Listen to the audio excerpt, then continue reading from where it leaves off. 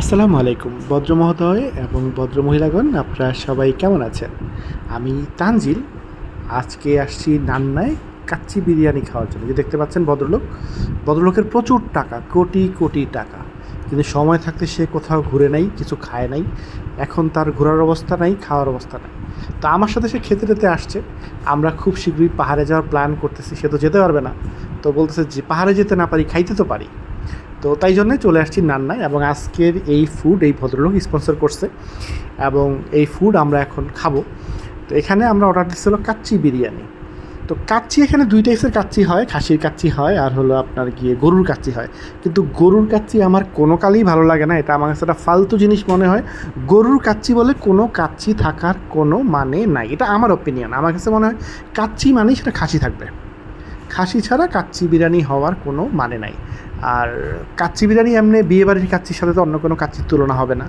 আমি মানে বিয়েবাড়িতে যাওয়ার আমার একটা প্রধান কারণ থাকে, এবং আমি যেটা নিয়ে খুব এক্সাইটেড থাকি যে বিয়েতে কাচ্চি থাকবে কি না। তো যাই হোক, এখানে এখন বিয়ে তো ওরকম সবসময় দাওয়াত পাওয়া যায় না, তো দুধের স্বাদ গোলে মেটাইতে যারা বিরিয়ানিতে এখন কাচ্চি খাওয়া, এই কাচ্চি খেতে খারাপ না, ভালো। এবং মানে হোটেলের কাচ্চি যেরকম হয় সেরকমই।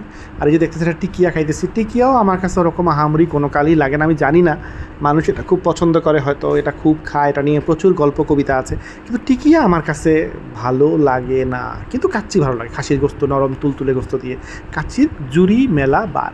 তো যাই হোক, খাওয়া দাওয়া করতেছি, শক্তি সঞ্চয় করতেছি, পাহাড়ে যাইতে হবে। পাহাড়ে যাওয়ার খুব ইচ্ছা নিয়ে আসি, যে এই গরমে আসলে এই শহরে থাকা যাবে না।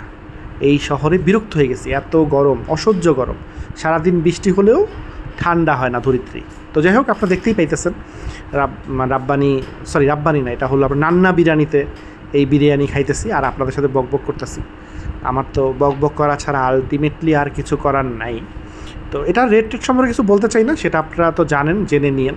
তো খাওয়ার পরে রাস্তায় দাঁড়াতে একটা ফিরনি নিয়েছি, এই ফিরনিটা খাবো। আপনারা দেখতেই পাচ্ছেন এই রোডে প্রচুর দোকানপাট আছে, এখানে খাওয়ার দোকানের কোনো অভাব নাই।